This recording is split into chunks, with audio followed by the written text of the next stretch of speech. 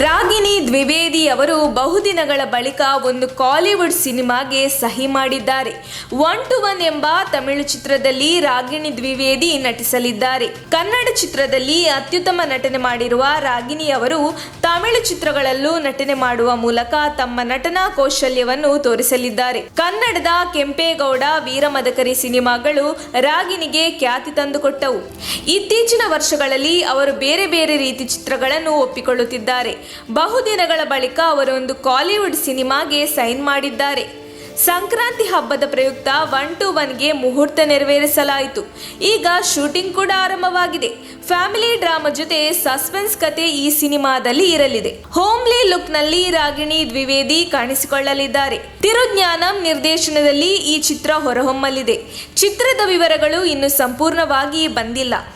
ನಮ್ಮ ತುಮಕೂರು ಮಾಧ್ಯಮದ ವಿಶೇಷ ಸುದ್ದಿಗಳನ್ನು ನಿರಂತರವಾಗಿ ಪಡೆದುಕೊಳ್ಳಲು ಚಾನೆಲ್ ಅನ್ನು ಸಬ್ಸ್ಕ್ರೈಬ್ ಮಾಡಿ. ಕ್ಷಣ ಕ್ಷಣದ ಸುದ್ದಿಗಳಿಗಾಗಿ www.nammathumakuru.comಗೆ ಭೇಟಿ ನೀಡಿ.